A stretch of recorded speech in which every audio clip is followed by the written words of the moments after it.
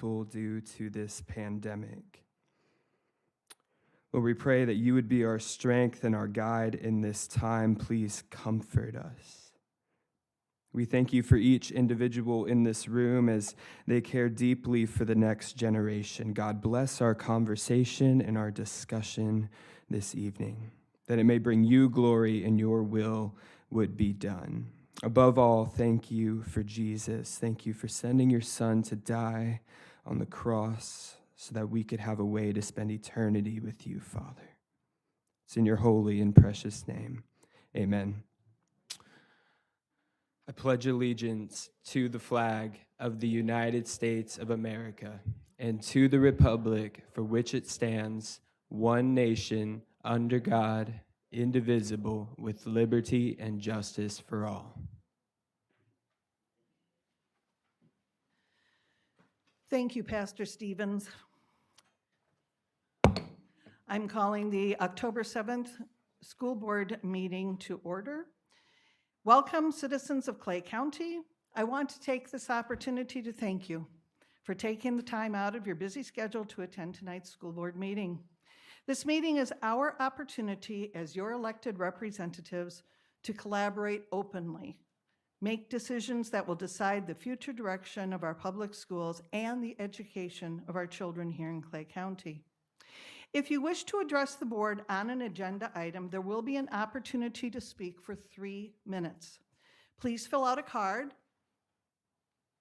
which is located at the back of the room, indicating the specific item number or topic you wish to speak about, and turn it in promptly. You can turn it in to any of our officers who are here in the room. No additional cards will be accepted once the board moves to the public comment section under presentations from the audience. Your participation is welcomed and appreciated.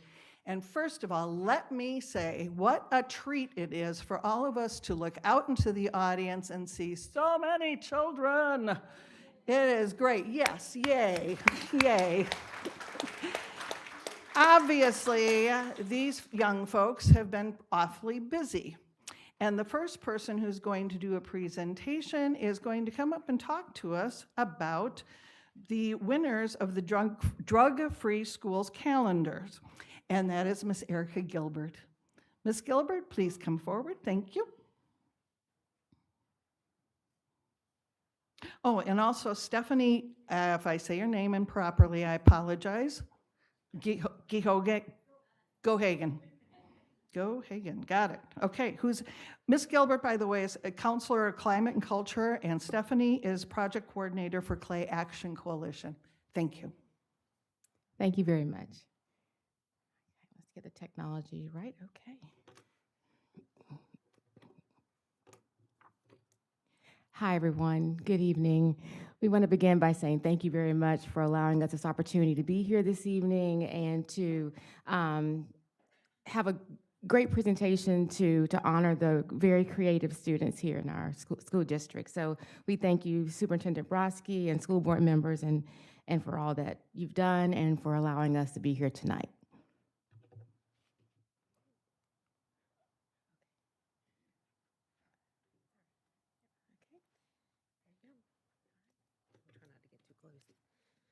Okay, so I'm Stephanie Gohagen with Clay Action Coalition, and we have been doing this drug-free schools calendar for about 23 years now, and the idea generated from a Red Ribbon Week luncheon. It's hard to say, Red Ribbon Week luncheon breakfast back in October of 1997, and it has been a welcome tradition in our community. We get calls all the time of people looking for the calendar if we're a little bit late, like we were this year. And so we're just super happy to present these calendars to our winners. And we are thankful for our school district and our partnership that always having our elementary schools participate, and thankful to our community partners who help sponsor and support the calendar.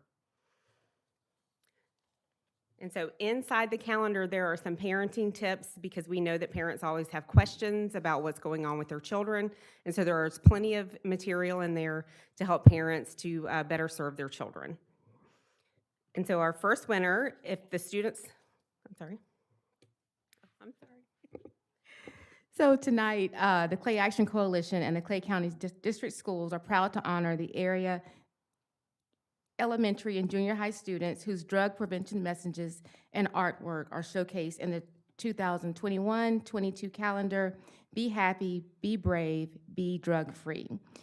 Additionally, so I'll just show you, this is what the calendar looks like, and each board member, you should have a calendar, so enjoy. Additionally to having their artwork showcased in the calendar, the winners will also get a certificate and a monetary award. Always nice, right? Yes. So parents, in order to collect the monetary award and the additional calendars, we'd like you to meet us after the presentation, and we'll take a picture, I'm sure. After that, we'll meet you in the lobby here to give you the packets. All right, so let's get the presentations going. And so our first winner is, for the front cover, is Jayla Atik.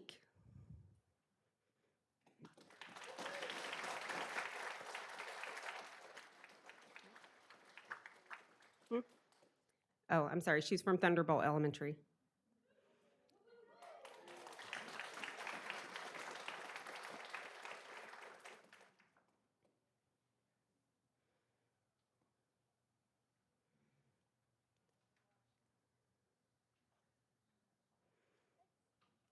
And our inside cover winner is Haven Tamales, and she is from Orange Park Elementary.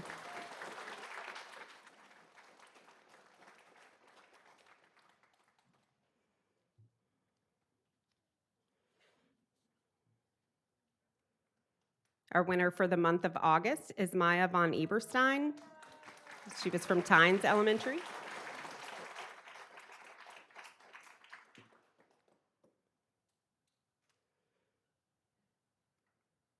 Our winner for the month of September is Oakley Bagwell from Orange Park Elementary.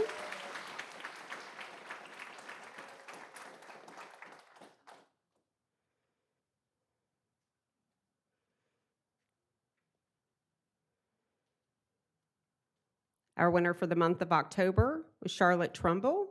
She's from Orange Park Elementary.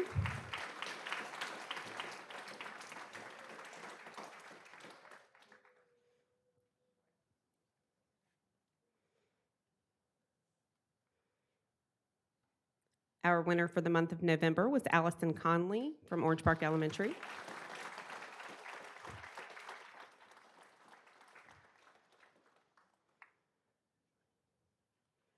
Our winner for the month of December was Emily Grandma from Shadowlawn Elementary.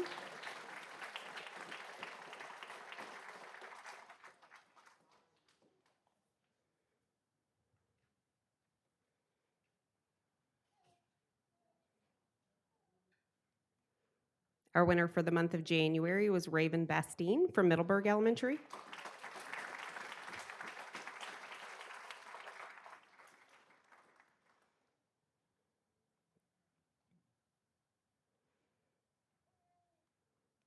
Our winner from the month of February was Amelia Harris from Orange Park Elementary.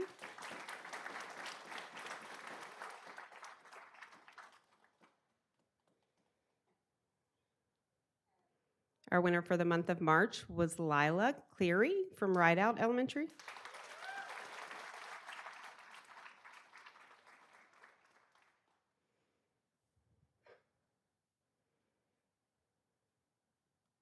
Our winner from the month of April, was Adeline Wiley from Orange Park Elementary.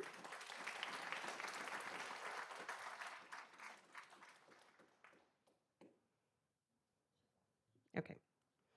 Our winner from the month of May was Jen Swell Gonzalez from Argyle Elementary.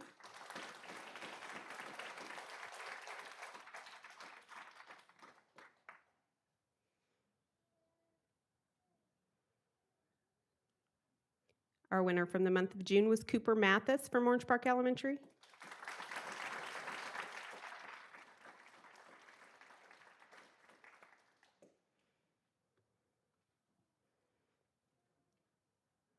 Cooper's got to hurry up. He's got a ball game to make. Our winner from the month of July was Haley Hajos. Sorry if I mispronounced that. Lake Asbury Elementary.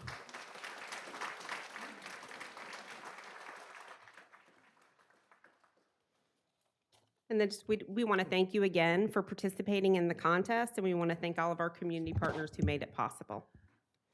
Awesome. Round of applause.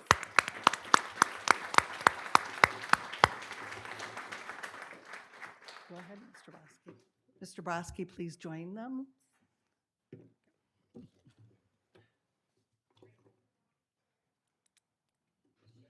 Parents, now is a great time to come up and take a picture. Do not be bashful. This is their time to shine.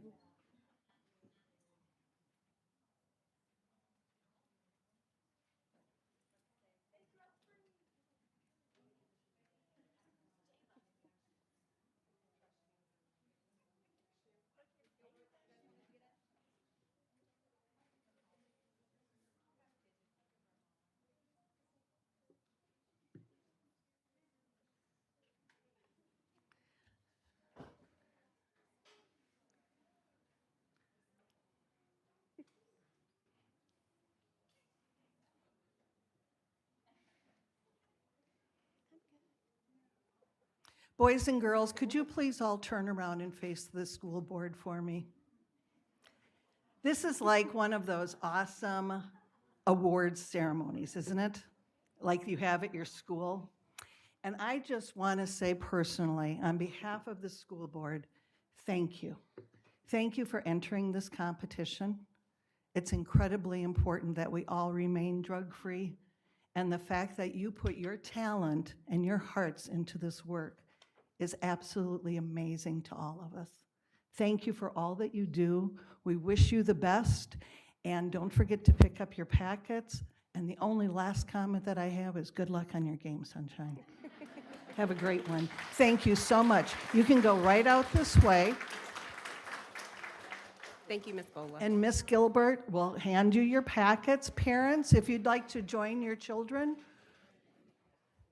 if you leave them, we put them to work, so yeah. Thank you all for attending this evening.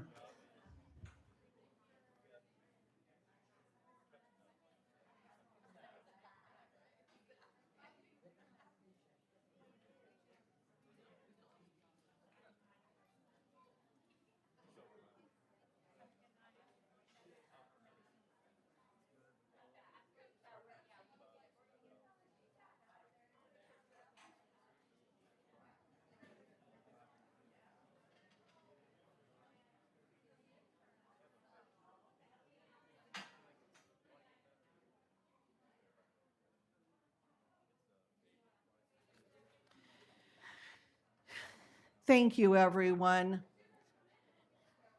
Our next presentation, I'm trying to get moving on. It's going to be a minute. Sorry, everyone. Thank you for your patience.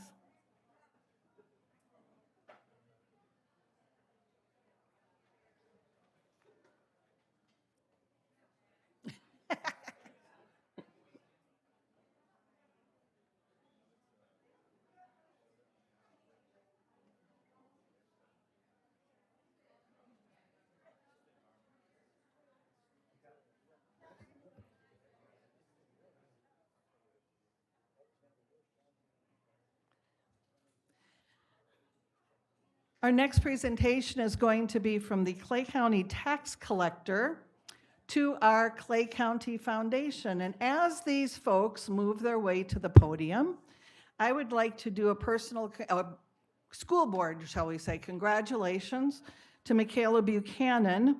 She received the Consortium Champion Award recently at the consortium meeting and was one of just a few foundation member or foundation directors, I believe, that received a champion award.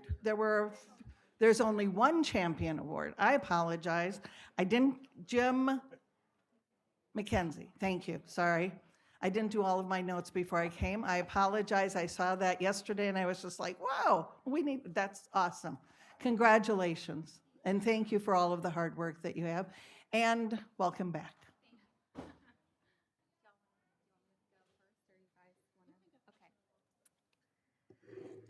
Good evening. Thank you for all the kind words. It is very nice to be back. However, I do miss baby Nora, so we'll make this quick.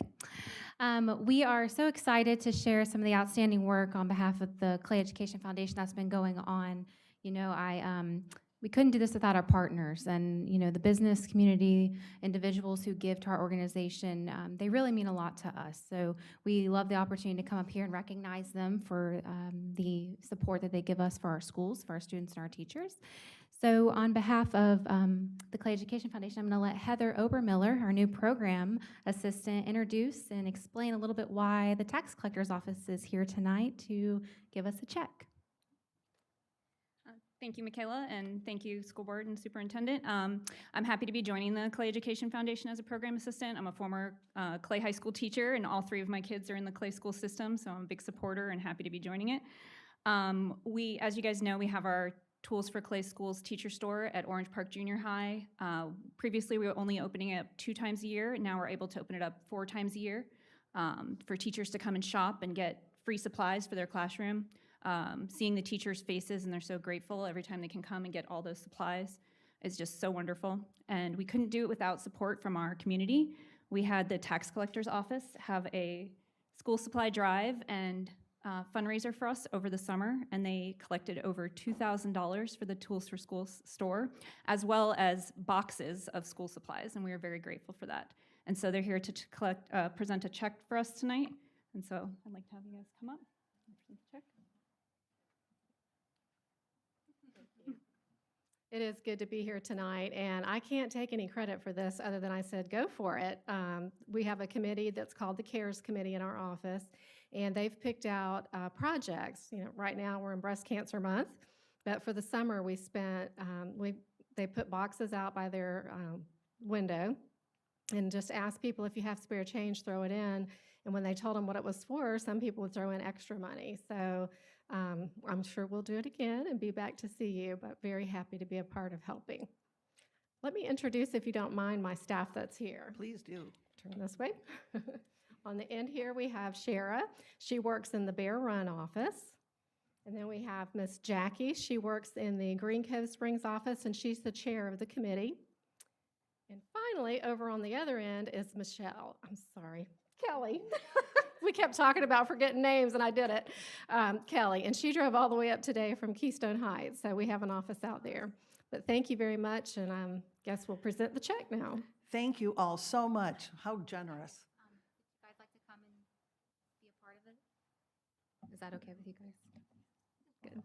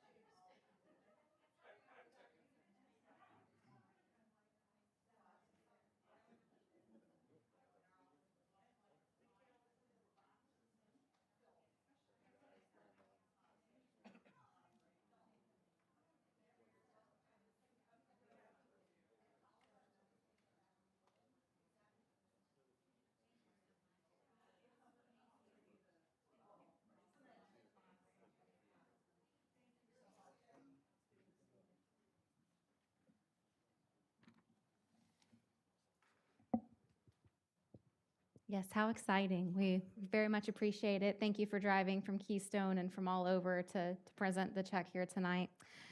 To continue on the trend here, and may I? Okay. Please. Of outstanding community partners with the Clay Education Foundation, we are really excited to showcase a very special opportunity for the Teacher of the Year winner this winter that will be showcased at the Apple Awards. So I'd like to bring up Garber Automall. they have a few words and want to disclose what's exactly is going on. So. Hi, good evening. I'm Mike Weinert. I'm the general manager and managing partner of Garber Auto Mall here in Green Cove Springs. I've been with Garber in Clay County for over 22 years, so been a long time partner here with Clay County.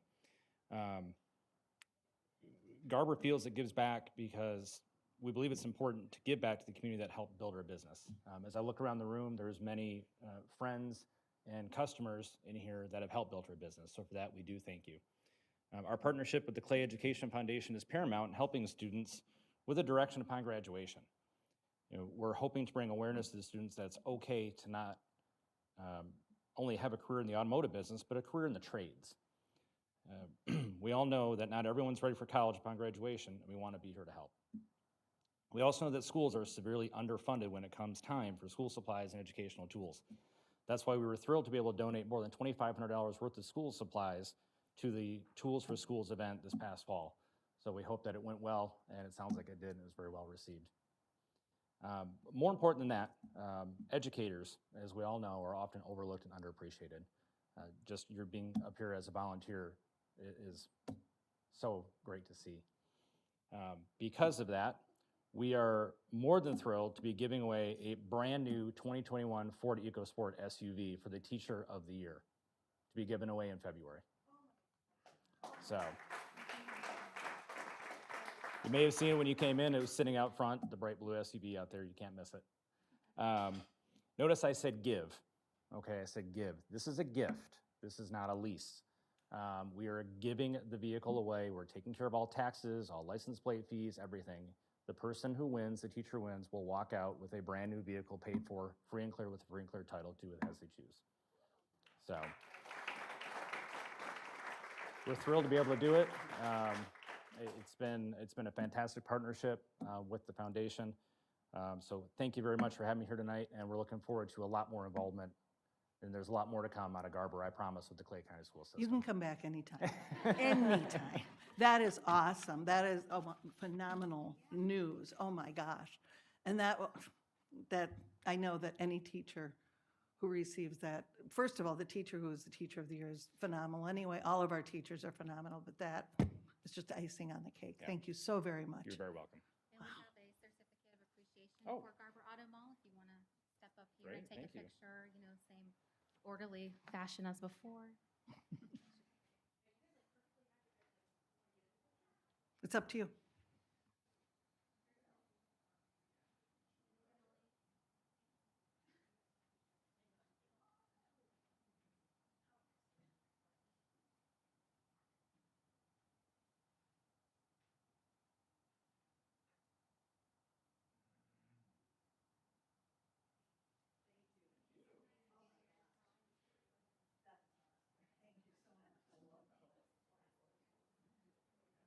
There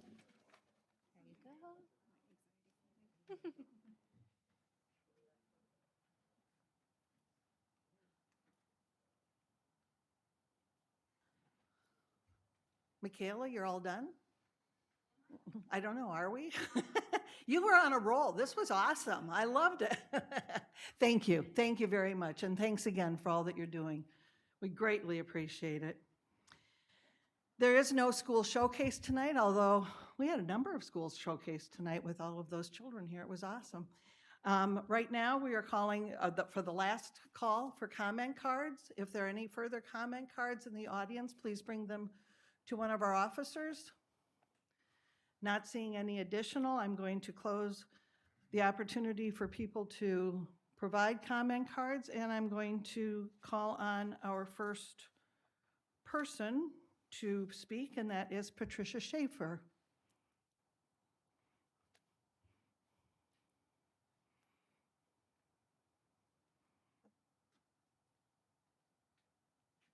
Good evening. Patricia Schaefer. My address is on file. Thank you all for the opportunity to speak. First, I want to thank the Clay County teachers who are currently working in our district. This year, like never before, they're having more and more on a daily basis added to their plate. And I personally want to thank them for hanging in there and staying with us. Also, to the substitute teachers that are showing up, thank you. As we know, we've got a shortage of teachers in the county. We're having trouble getting substitutes on a daily basis. We have been asked by y'all for compassion and grace and to work with you. Well, I'm asking you to now have compassion and grace for the students. On a daily basis, students with 504s or IEPs or advanced placement students are missing the imperative instructional opportunities that they need by no fault of the student's fault. A substitute teacher doesn't have access to an IEP or a 504. When a teacher is covering a class she's never covered before, she doesn't know what students need accommodations, what those accommodations are. Not every child can advocate for accommodations. We need those accommodations in place for the most unique individuals within our education system. Please show them some compassion. Figure out a way to let the teachers know. I know because of HIPAA and all the stuff, you can't divulge everything, but you do have children that need the services. And without them, it's causing disruption. They're getting frustrated in class. They're acting out more. We're seeing a trend of more parents being called and having to come and pick up their kids. It's a cycle. Please figure out a way to help those kids who need the help the most. Second thing I want to talk about is busing. Our bus drivers are busting their butts to get our kids to and from school on a daily basis. They're doing double backs, triple backs, extra routes.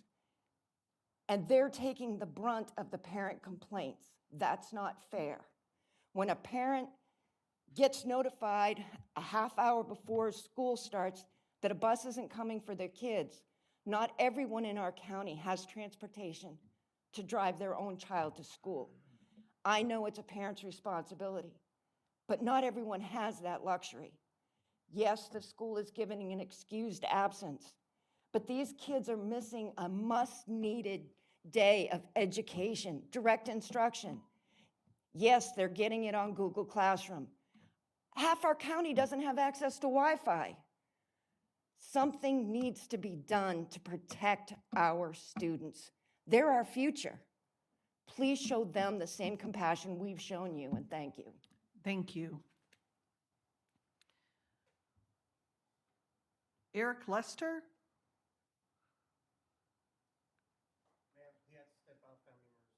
Okay, thank you. I'm going to move this card to the end in case he can come back. Travis Christensen.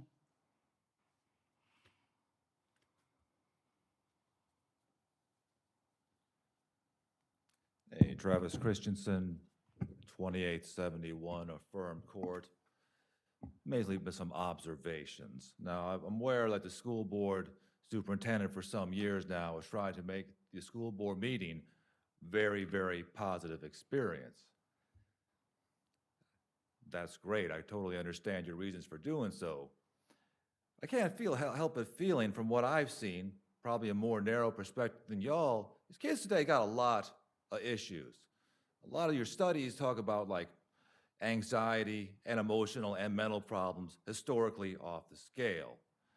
I had called to think of this recently because, well, had a nephew stay with me for about a week. I got the lucky job of helping him with his homework.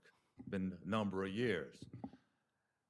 I tell you what, this is a particularly difficult individual. He was told by his vice principal to be the most disruptive child in the school. Don't worry, it's Orange County schools, not Clay County schools. Nonetheless, I have to wonder how many kids across the schools, across America, have some of the same tendencies. And I'm just going to go with the whole village. It takes a village to raise a child. I think of the village as the totality of all influences on them, not just the school environment, because that's, too easy of a target. But I just gotta wonder, how many of our kids growing up today, they can't do homework on their own, refuse to do homework without very direct supervision, want to cheat on their math by taking a picture of it with their cell phone, can't really read, can't write, can't spell, don't really know history. I feel like it's maybe to different degrees, a spectrum of that just something ain't right. The village is not doing it right. I have no solution. I have no blame, but I'm kind of saying if this is the best we can do, yeah, it ain't really, these kids they got a lot of challenges ahead of them. Not very helpful, but just want to point out it's like a very happy experience in here. I bet this happy experience is not shared across the board in all the households. Now, I noticed there was quite a number of the school board police here at the last meeting. I guess there was a threat assessment made. And that's kind of a national thing. I mean, you've all seen all the news. There's a lot of concern about that, people being disruptive at school board meetings. Well, I guess I got sucked into the national media narrative. My first thought, like, yeah, I bet it was some of them gas and flag having flag wearing people that were calling in threats or something. But I just want to point out the last meeting, the only person that got thrown out was one of the mask carrying dude bros who was like, hey, masks do work. And the people that agree with him, at least from my perspective, seem to be a whole lot shriller and angrier than the people on my side of the argument. So thank you for your time, and good evening. Thank you. Elizabeth Phelps?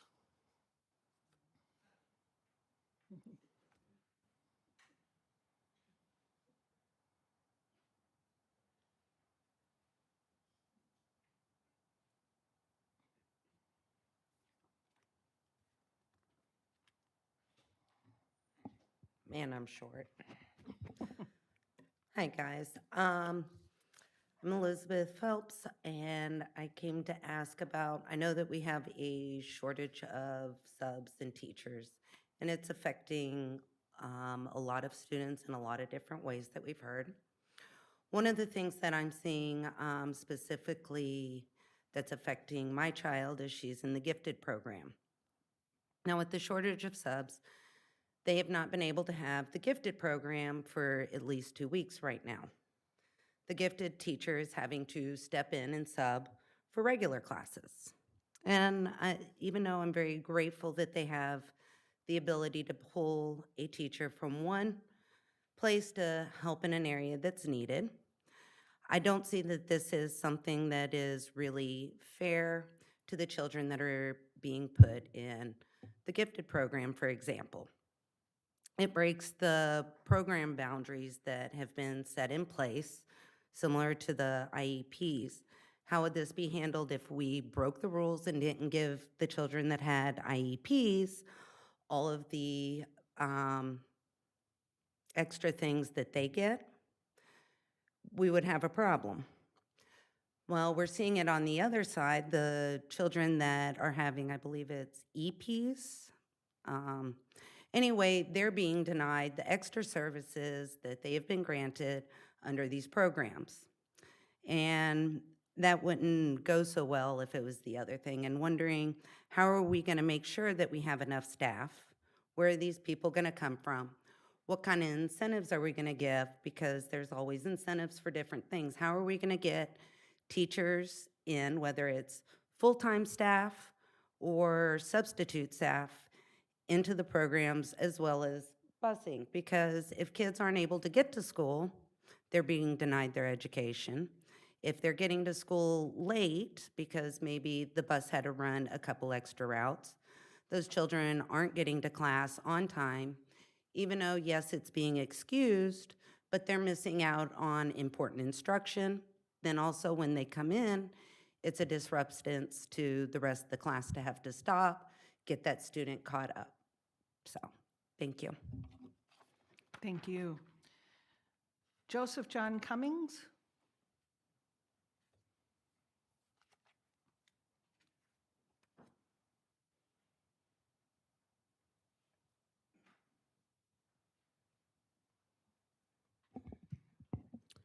Good evening, ladies and gentlemen. My name is Joseph John Cummings. I live at 2414 Stonehaven Court West, Orange Park.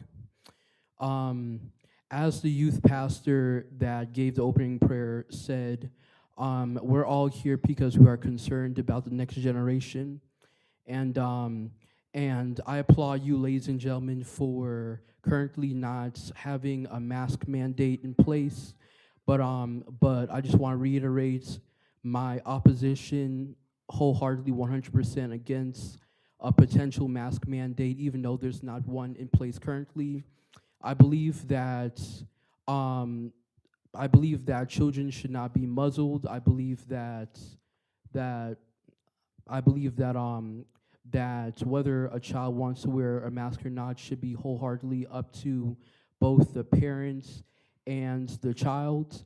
I feel that having a mandate in place, like when I went to the Duval County School Board meeting this past Tuesday, I was shocked to learn that I already knew that they had a mask mandate in place, but I was also further shocked to learn that, furthermore, Duval supports critical race theory, and personally, I applaud Clay for not doing so.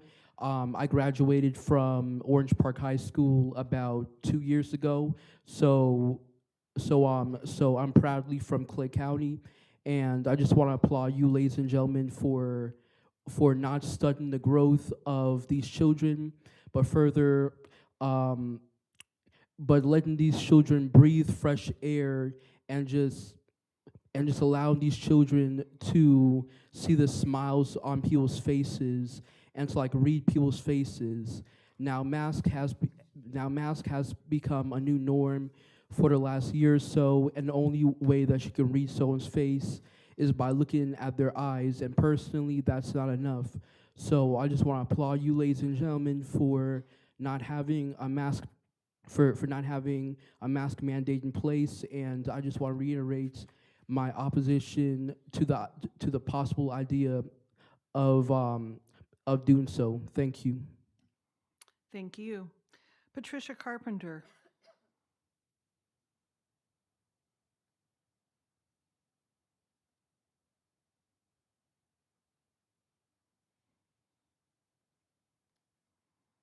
Hello, good evening. I am a retired teacher. Could we get your name and address, Oh, I'm please? sorry. Thank you. Sorry, thanks. My name is Patricia Carpenter, and I live right here in Fleming Island on Countryside Drive. I am a retired teacher, and I have grandchildren in the school district here. And my grandson is riding the school bus for the first time ever. He is in 7th grade and has to go all the way from Fleming Island to Green Cove because there's no middle school here. Another subject. But his school bus, and I know you're having problems with the school bus drivers getting enough, just like the subs, like the other lady was saying. But the county that I came from, the school bus drivers had a little bit of authority. Yes, they had a sticky pad and a pen, and the pen is mightier than the sword, let me tell you. When the kids misbehaved on the bus, they would write the date down, the kid's name, because they knew all the kids on their bus. They wrote down their infraction, and when they dropped the kids off at school, they would hand the sticky notes to the teacher on bus duty. They would turn them into the office. 3 infractions. The kid could not ride the bus for 2 weeks. The parents had to drive them to school. We had no repeat offenders. The parents did not like taking their kids to school. If they didn't come to school, it was an unexcused absence. And I taught middle school, and that really hurts their grades in middle school if they have an unexcused absence. And the school buses, they're either late, they don't come at all. Like the other lady was saying, you get a phone call 5 minutes before the bus is supposed to be there. Parents are already at work. What do you do? Now, I'm the grandmother. I'm there. I can take the kids to school, and my grandson is very fortunate in that way. But one day I had a doctor's appointment. I'm leaving. It's 10:15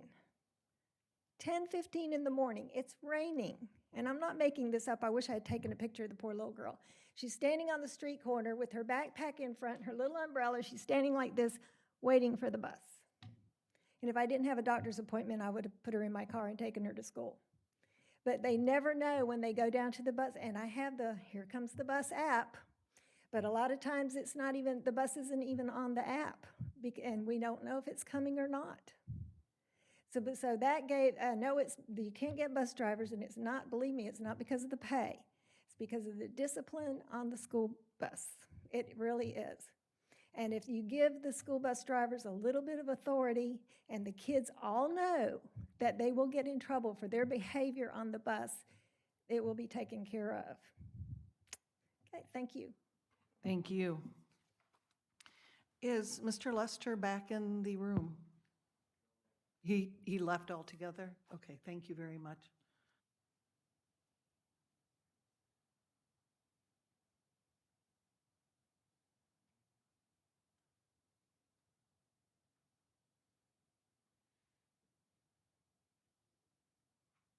A quick note to that effect so that we have that for the record. Thank you. All right. At this point, I will welcome a motion to adopt the consent agenda. I'll move approval. I'll second. Ms. Karakis moved approval and Ms. Gilhousen seconded. Your voices actually do sound quite alike. I didn't realize that. I was like, wait, which one did what? And is there any discussion? There being no discussion, all in favor of approving the consent agenda signify by saying aye. Aye. Any opposed? The agenda is accepted and passed.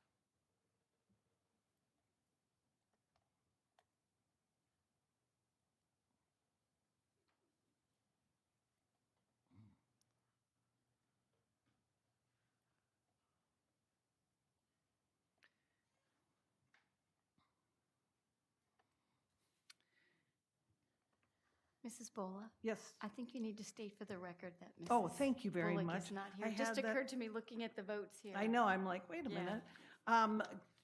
Ms. Bullock was not able to be with us this evening. She is at a Florida School Board Association meeting. Was part of the Board of Directors for the School Board Association. And she did send her apologies for not attending. Obviously, she can't be in two places at one time. So she was not able to attend. And I had that in my notes to begin with, and I absolutely covered it up. I thank you. I was listening to your giggle, and I thought, okay, what do we do now? I failed to do it. Thank you. Thank you very much. Did your vote come up? Mine did not come up. Oh, mine did. Did everyone vote? Mine's not coming through. Say what? Oh, okay. Thank you. All right. For our CCEA update this evening, Ms. Betsy Rager. Good evening, Betsy. Well, Ms. Kidwell is on vacation, so you'll have to make do with me. She's enjoying a much-deserved vacation. As Mr. Brodsky likes to say, we are dealing with unprecedented times. And I, for one, am ready for some charted waters and some precedented times. Would just like to thank the board and superintendent for their collaboration, out-of-the-box thinking, working with us to try and solve the sub issue. We have worked together so well for the last year and a half, solving all kinds of problems we never thought we would have to deal with. And just want to let you know that that effort and collaboration is appreciated, and hope you have a wonderful night. Wait a minute, could you come back up here and say that again? Wait, we need to get that on film. Record that. Wait, I think it is recorded. It's recorded. We've got this covered. We've got this covered. Okay, good. Thank you, Ms. Rager. Lonnie Roberts, Pittsburgh Steeler fan extraordinaire. Come on up. I didn't talk about Green Bay. I do want to talk about my Packers, but I can't. Cheesehead through and through. I noticed you were wearing the yellow hat, and it's almost like a cheesehead, Lonnie. Let's not go there. Okay, fine. We ain't going that far. I'm Lonnie Roberts. I'm president of CESPA. A lot of talk about subs. Oh my gosh, if I had a doggone nickel for every phone call that I get about not having a sub for custodians, for ESC assistants, I would be rich, no doubt about that. With that being said, we all know about it, but yet we still have some principals out there that's trying to push the envelope on what the custodians are doing and what they can't do and what they can do. Right now, we have one school that have one custodian at work. One, we cannot get them. No, it's not because of the pandemic, but because we can't keep people because of the pay. We can't. I mean, I've been saying this for a while now, from way back being on the bargaining team. Our pay scale has not changed that much since I've been here 2002. There's been very little money been put on there. And then 2008 came. Nobody got a raise. Then a certain individual became superintendent and basically told us that we will not get a raise the whole time he was here until it became 5%. Well, he went down instead of up. A lot of people suffered about that time.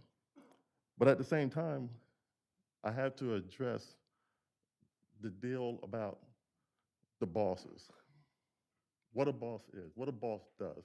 How does a boss uplift the people that are still there?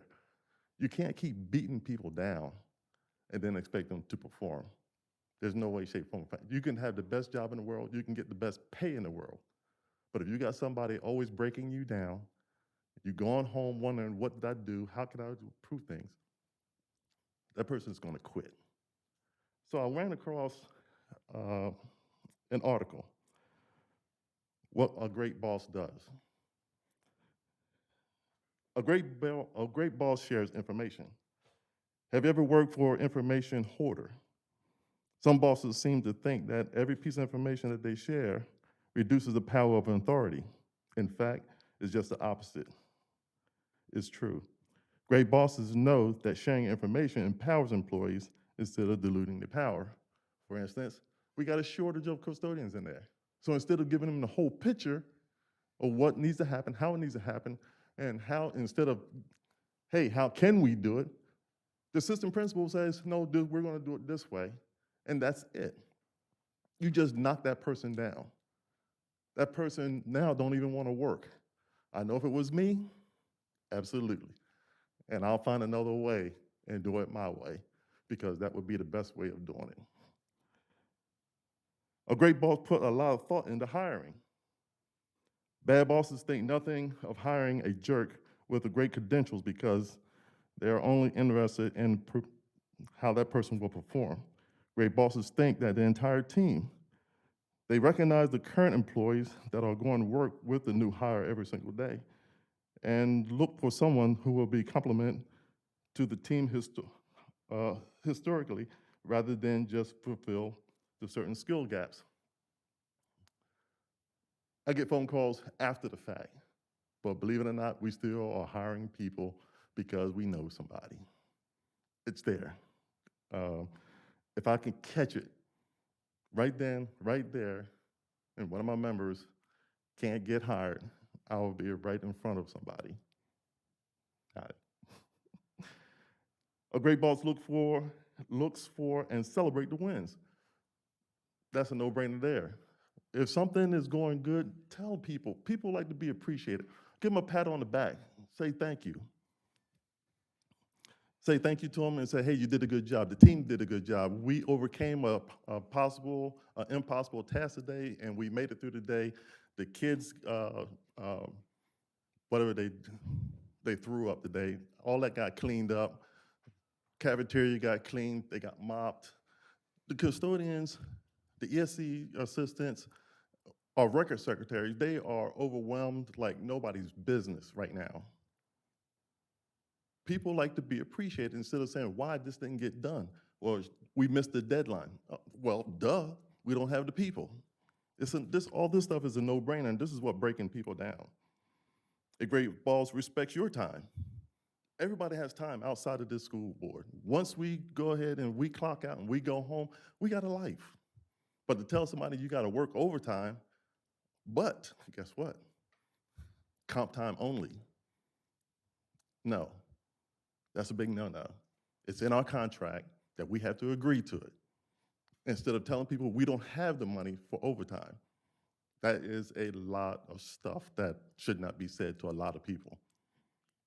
Principals, if you're listening to me, I will catch you. And I will sit there and file a grievance because that is a big no-no.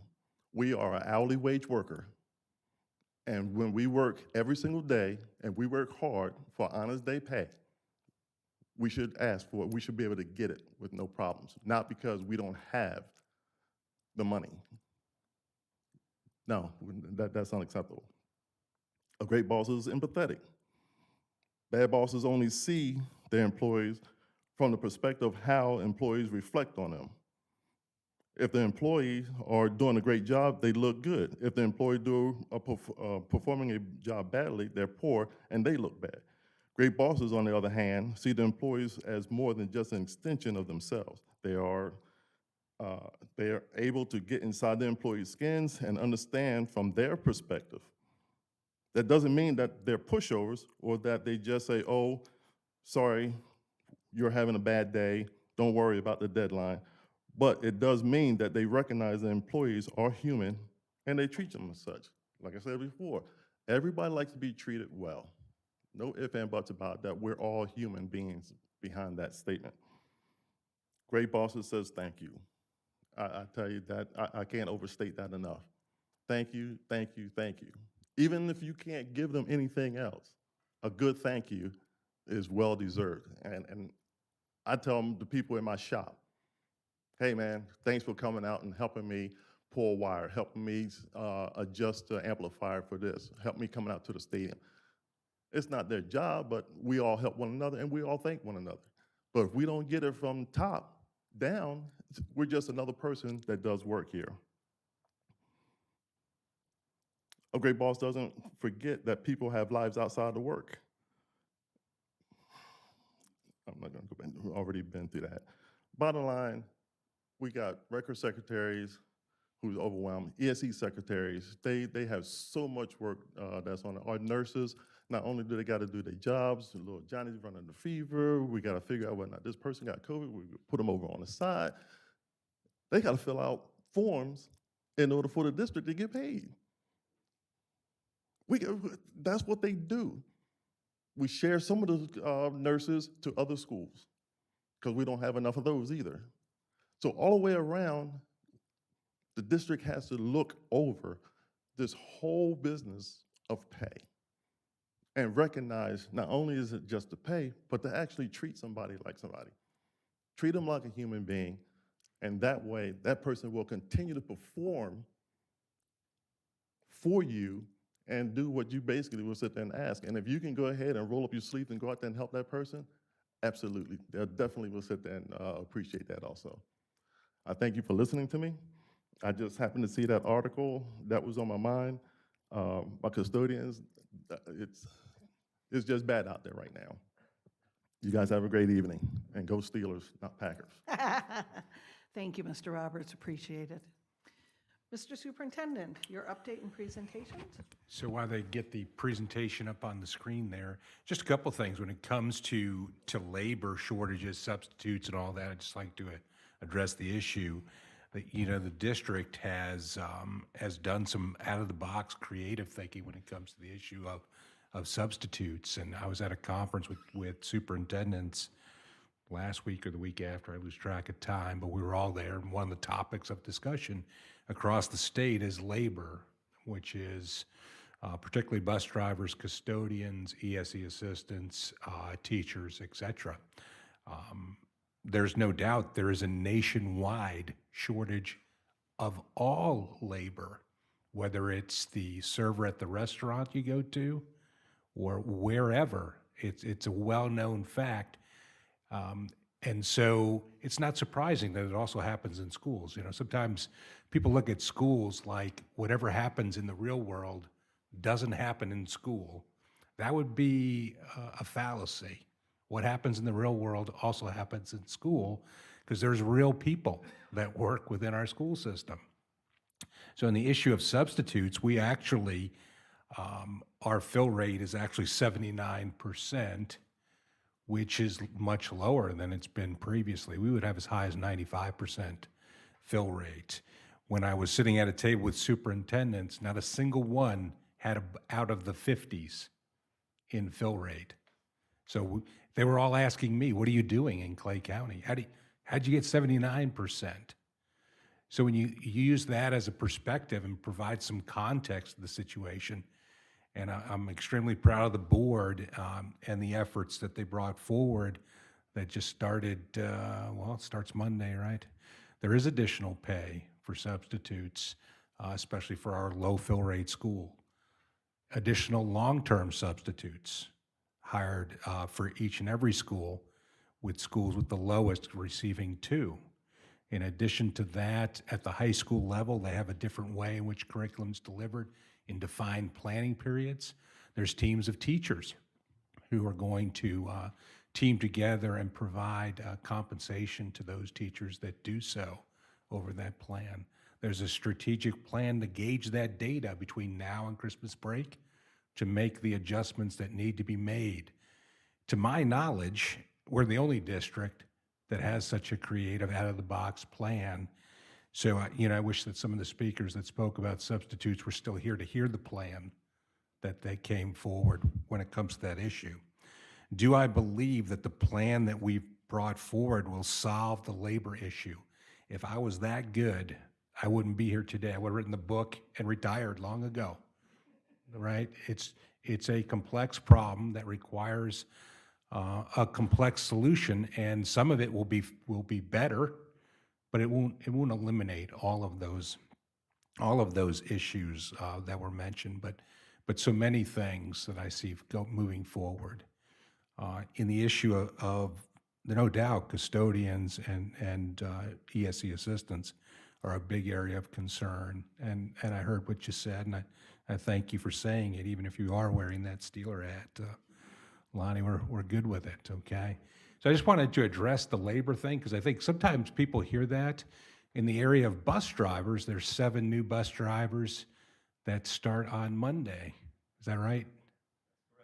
7 that start on Monday.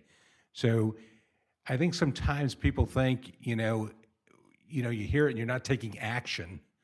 Action is being taken. Sometimes we just don't do a good enough job to toot our own horn to say the actions that are. And as superintendent, I want to take the opportunity to explain it to the public and anybody else that would care to talk about it. I'm passionate about Clay County Schools. I know the board members are. But I'm also passionate about providing context to the situation that we're under. And so it would be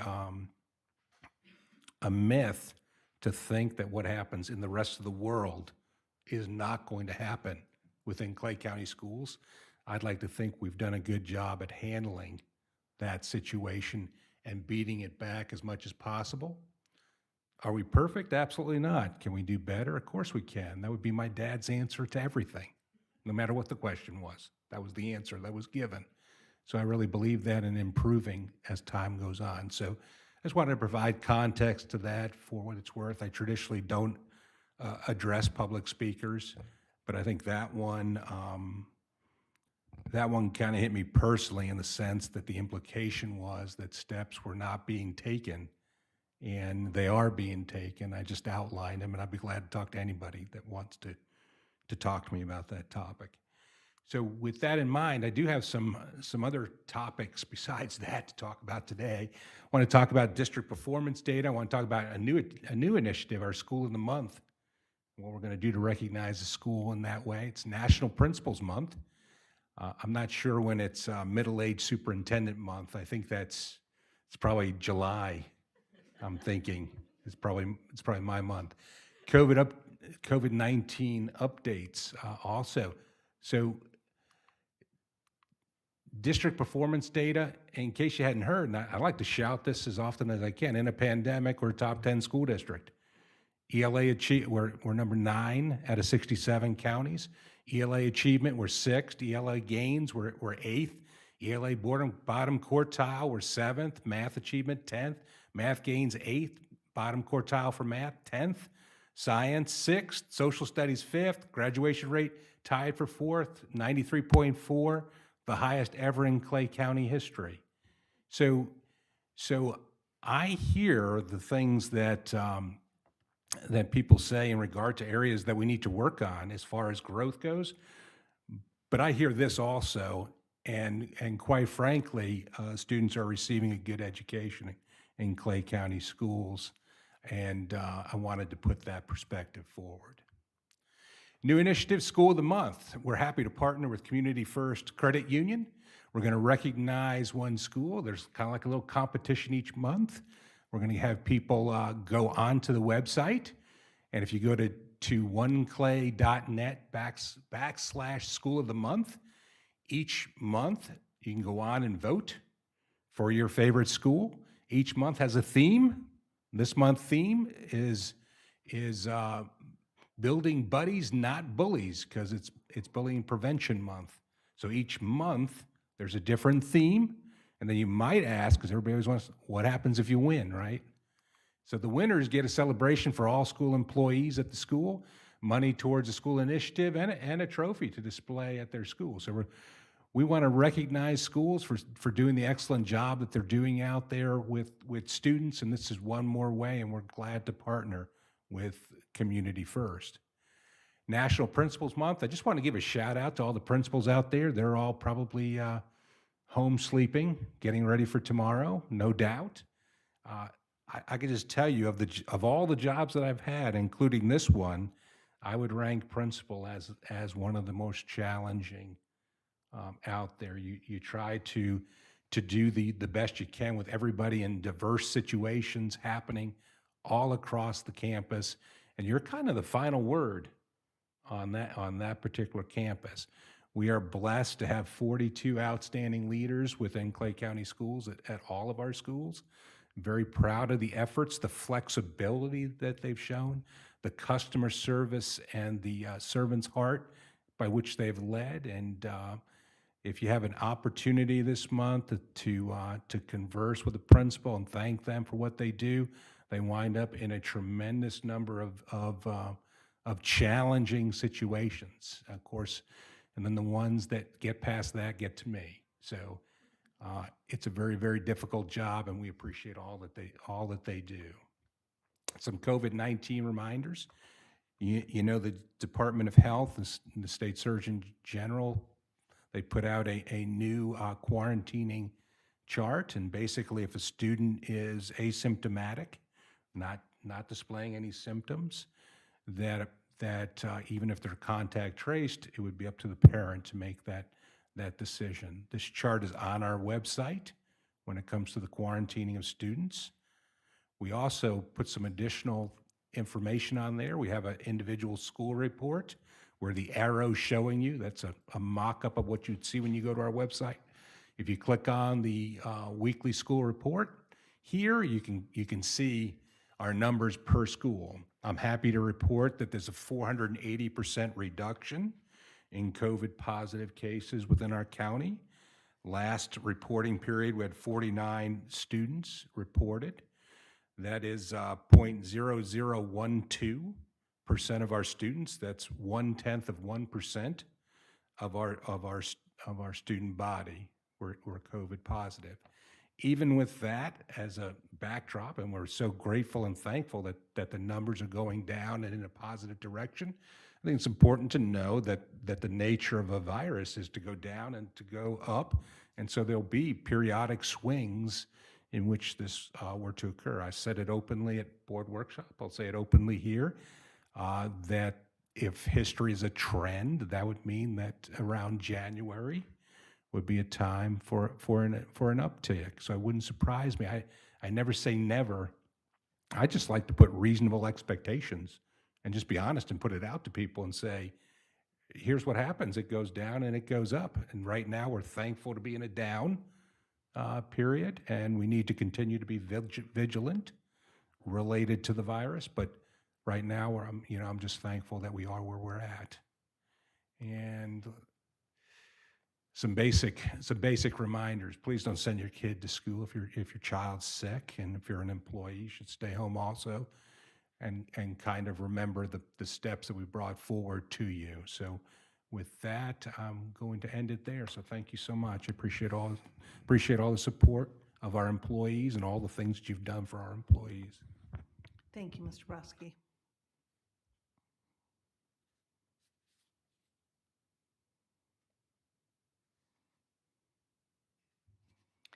There is no human resource special action at this time. and we have moved discussion item 1 till the end of the meeting. Discussion item 3, public hearing to approve as advertised. I'm going to open the public hearing to approve as advertised board policy to wit General Order 9.17, which general order sets forth requirements relating to school safety, reporting, and training as amended per the requirements of statutory changes. Is there any public comment at this time? Not seeing anyone coming to the podium, I'm going to close the public hearing and ask for a motion to approve. I'll move approval. Ms. Karakis has moved approval. I'll second. Ms. Clark has seconded. Any discussion? All in favor signify by saying aye. Aye. Any opposed? Motion carries.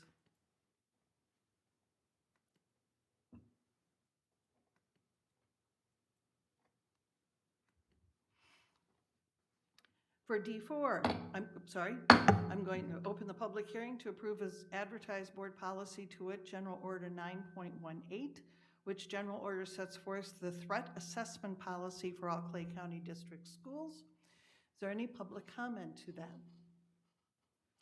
Not seeing anyone coming to the podium and not hearing any public comment, I'm going to close the public comment. I'm getting good at that, aren't I? And open it up for a motion. I'll move approval. Ms. Gilhousen has moved approval, I'll second. and Ms. Karakis has seconded. We have a big echo. You There's guys an hearing echo that? going right now, yes. Ethan, can you guys take care of that?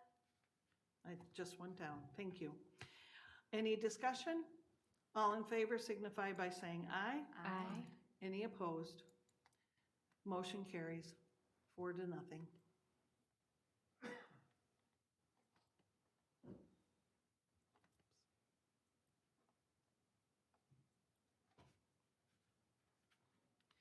Mr. Bickner, do you have any comments or remarks for us this evening?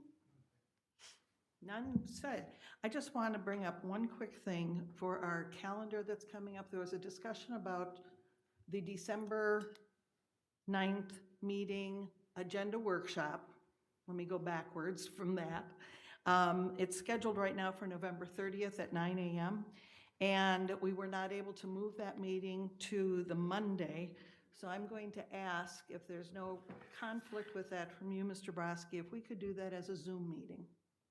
Many of us are going to be in different areas because there is a Florida School Board Association meeting that week. And the more Ms. Honora and I spoke about it, and we saw that we were all trying to juggle a little bit, I was thinking if we moved that to a Zoom meeting, since there's no voting done at workshops, and truly the workshop is for your opportunity to go over the agenda with us, Mr. Broski. If that works with your calendar, that would be it. Right now it's scheduled for Tuesday, November 30th at 9. You know, we could even just forgo at this time and not have the workshop, and then anybody who has questions, you know, that's how it used to be prior to 2016 if we wanted to do that. I'm Any- fine with canceling I'm it. fine with either. Canceling it? Either one is fine. Ms. with me. Clark? If we're comfortable with canceling, that's fine.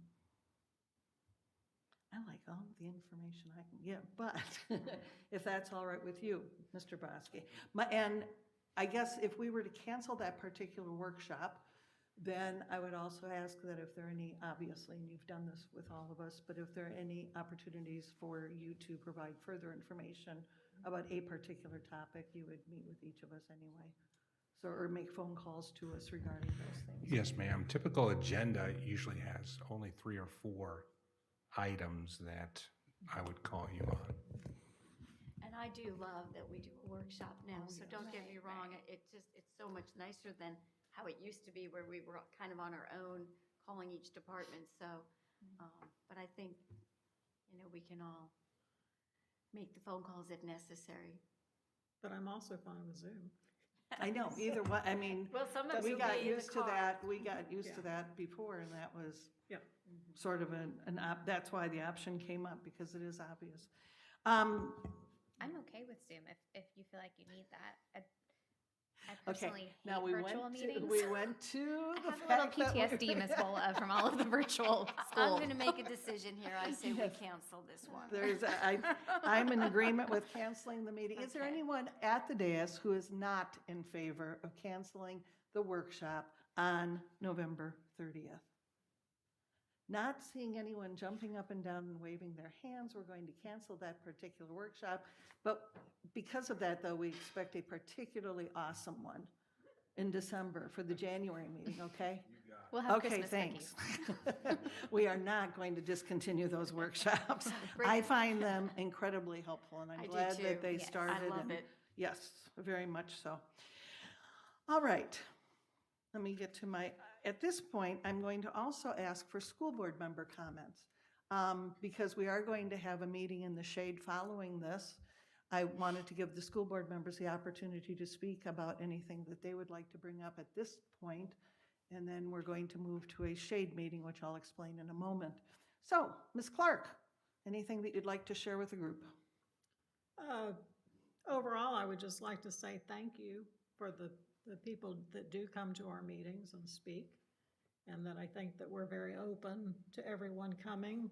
We don't feel anyone is a threat, and I think, in fact, our last meeting was a very good one. I think we had a good balance. Everyone was equally prepared, and we look forward to it. So I think we want our parents involved.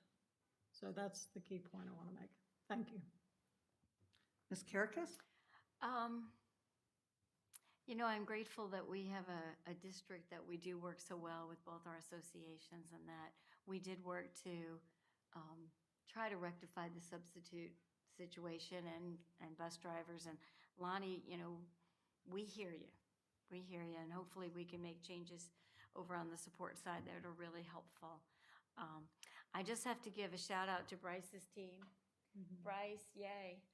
So before we went out on the sales surtax,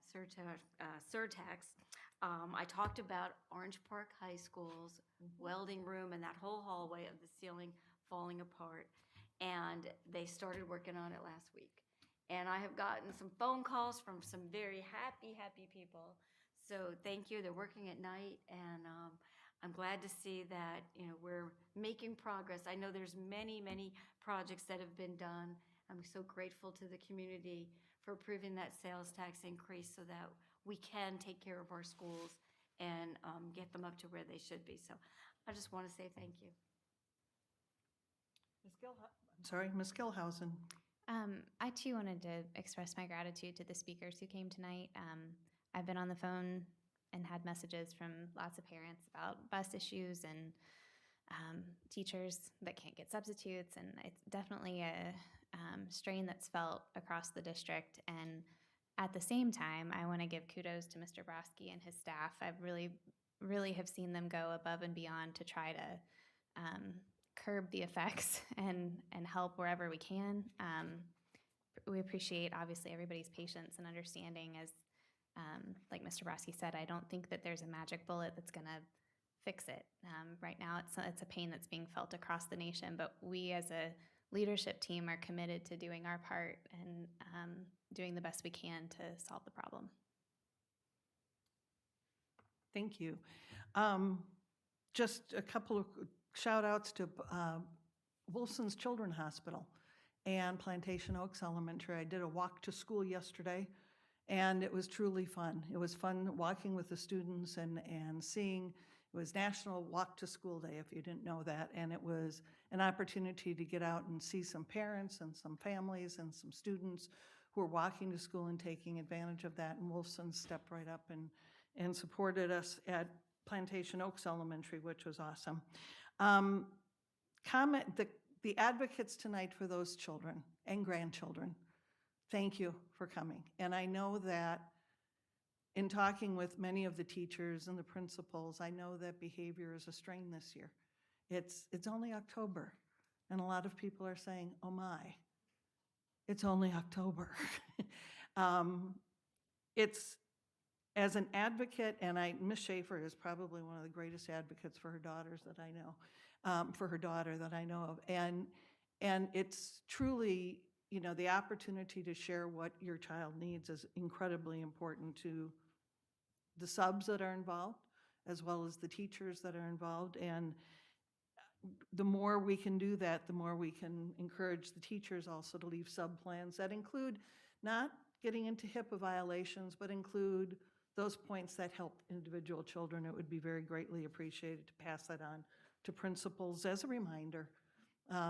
I think one of the things that I don't miss the most about teaching is making sub-plans, because it was one of those things that you just, I see a smile back there from, from you. It's one of those things that you just want to make certain that all of your children are protected and taken care of.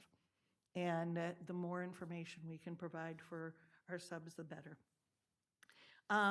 Also, I didn't mention this earlier, and I wanted to make a point that we passed a proclamation in our consent agenda. We're not reading proclamations per se any longer at the dais, but the proclamation that we passed was for Red Ribbon Week. And what a treat to see those children tonight, and to see what they've accomplished and the pride in their accomplishments. And I hope to see more and more of that as we enter the year and we continue throughout the year. A special thank you to teachers, to administrators, to staff. Oh my. A lot of people said last year was a tough year. And a lot more people are saying this year is even worse in many respects. And I think a lot of it is just bringing everything back together and helping children learn what's required of them in school and helping them make those decisions that will be positive for them. At this time, I'm going to be reading from a script, so I make certain that this is correct. We're going to be moving to agenda item D1, which is an attorney. Okay, I first need to clear the, I'll read this, sorry. Pursuant to Florida Statute 286.011, parentheses 8, I'm asking at this time that everyone other than the board attorney, the superintendent, and the board members leave the room. We're asking you all to leave. Thank you again for being here this evening. We're going to an attorney-client session. That is what this is called. I am directing that all microphones and video or television cameras be shut off and that all live feeds be terminated or disconnected.